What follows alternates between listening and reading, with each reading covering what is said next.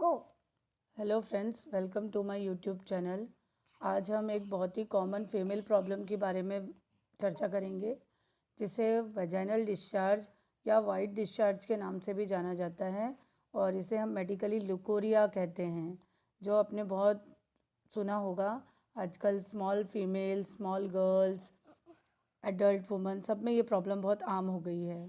अब किस टाइप्स के एबनॉर्मल या नॉर्मल वेजाइनल डिस्चार्जेस होते हैं, उसमें हम एबनॉर्मल वेजाइनल डिस्चार्जेस के बारे में जानेंगे। सबसे पहला जो टाइप होता है वो नॉन इन्फेक्टिव होता है, जिसमें leucorrhoea, physiological excess, cervical cause या वेजाइनल कॉजेज़ होते हैं। इन्फेक्टिव में मेनली स्पेसिफिक या नॉन स्पेसिफिक, यानी किसी एक समस्या से रिलेटेड होते हैं या उसका कोई कारण नहीं होता है। तीसरा फॉरेन बॉडी या नियोप्लाज्म मीन्स कैंसर भी हो सकता है। It is strictly defined as excessive normal vaginal discharge. एक नॉर्मल जो डिस्चार्ज होता है वेजाइना का, उसे हम ल्यूकोरिया नहीं कह सकते। जो एक एक्सेसिव और ज़्यादा हो वेजाइनल डिस्चार्ज, उसे हम ल्यूकोरिया के नाम से जानते हैं। तो इनका कुछ क्राइटेरिया है: एक्सेसिव सिक्रीशन या ज़्यादा बहाव होना, अपने को वल्वल पैड पहनना पड़े या चेंज करना पड़े, प्यूरुलेंट, ऑफेंसिव, इरिटेंट, प्रूराइटिक या पस टाइप का डिस्चार्ज हो, तो उसे लुकोरिया कहते हैं। अब इसके कारण क्या होते हैं? कारणों में सबसे पहले आता है फिजियोलॉजिकल कॉज।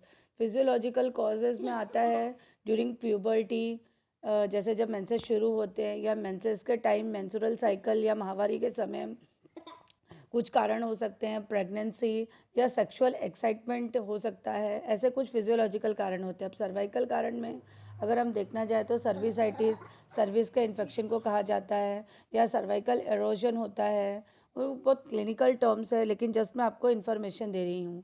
और वेजाइनल कॉजेज़ में आता है यूटेराइन कॉजेज़ आते हैं, प्रोलैप्स के कारण, पेल्विक कॉज, अदर होते हैं। अब हम कुछ ट्रीटमेंट के तरफ जाते हैं, जिसमें हम कैटेगराइज करते हैं कि हमें अपना जनरल हेल्थ को इम्प्रूव करना है। दूसरा, हमारा एटीट्यूड, जो लुकोरिया को हम निगलेक्ट करते रहते हैं, उसे सिंपैथेटिक एटीट्यूड या पॉजिटिव वे से देखना है। एंजाइटी को रिलीव करना है, मतलब हमें बहुत उत्तेजित नहीं होना है। और लोकल हाइजीन या सफाई का ख्याल रखना है। अगर हम कॉन्ट्रासेप्टिव पिल्स ले रहे हैं तो उसे बंद करना है। और हमेशा सीड्स बाथ लेने की आदत डालना चाहिए। सीड्स बाथ यानी एक टब में पानी लेकर हमें बैठना है, उसमें ल्यूकॉम वाटर डालकर।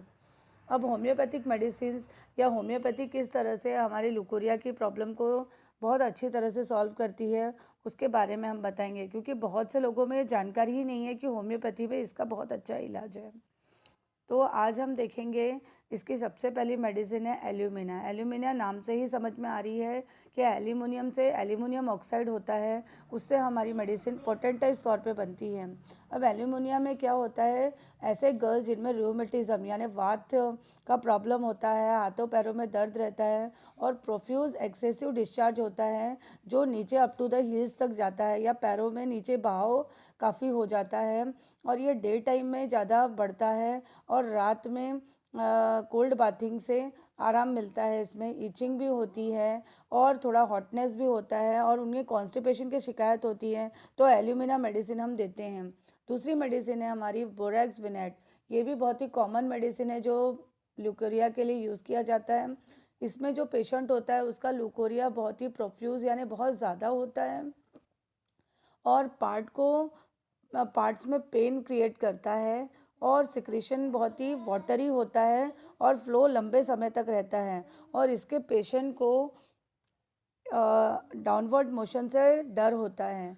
और ये मेंसेस के बिटवीन जो वाइट डिस्चार्ज होता है, उसमें ये बोरैक्स बहुत ही काम आती है मेडिसिन, और इसके बहुत ही अच्छे रिजल्ट्स मैंने अपने पेशेंट में देखे हैं। अब हमारी तीसरी मेडिसिन है ग्रेफाइटिस। ग्रेफाइटिस भी जो ब्लैक लीड से बना हुआ मेडिसिन होता है, और ये मेडिसिन में होता है कि ल्यूकोरिया दिन और रात कंटिन्यूसली बहुत ही लार्ज मात्रा में बहता रहता है। इसमें पेशेंट को मोटापे की तरफ टेंडेंसी होती है कि वो जल्दी से मोटापे की तरफ बढ़ती है, और दूसरा इसमें स्किन कंप्लेंट्स भी होते हैं पेशेंट को, और कॉन्स्टिपेशन भी होता है। ऐसे कंडीशन में हम इन्हें, एक्जिमा वगैरह भी रहे अगर साथ में, तो हम इन्हें ग्रेफाइटिस को इंडिकेट करते हैं। और ये डिलेड मेंसेस में भी काम करता है, और जब इसके वजह से मेंसेस कम होते हैं ल्यूकोरिया के वजह से। अब हमारी जो चौथी मेडिसिन है जिसे हम क्रियोसोट के नाम से जानते हैं, जो बहुत ही कॉमनली यूज्ड मेडिसिन है ल्यूकोरिया के लिए। ये इसमें प्रोफ्यूज वाटरी और अल्टरनेटिव डे ल्यूकोरिया होता है। इसमें और भी बहुत सी मेडिसिन हम यूज़ करते हैं, लेकिन क्रियोसोट में ऐसा होता है कि स्टेनिंग होती है, ऑफेंसिवनेस होती है, ईचिंग होती है और वो पैंटीज़ में येलो स्टेन्स छोड़ देते हैं। और ये एक्रीडिटी यानी बहुत ही जलन खुजली और इचिंग जो जिसमें क्रिएट होता है जिस पेशेंट में, तब हम क्रियोसोट की 30 पोटेंसी में यूज़ करते हैं। हमारी पांचवी मेडिसिन से आज की, जो एकदम फीमेल इंडिकेटेड मेडिसिन है, जिसे हम सेपिया ऑफिसनेलिस के नाम से जानते हैं। ये कटल फिश से बना होता है। इसका जो पेशेंट होता है उसे हमेशा डाउनवर्ड मोशन की तरफ लगता है, उसको लगता है कि नीचे कुछ गिर रहा है, हमेशा ये फीलिंग रहती है। और वो इस पेशेंट को क्रॉस लेग बैठने की आदत होती है। इसका ल्यूकोरिया भी प्रोफ्यूज एक्सकोरिएटिंग होता है।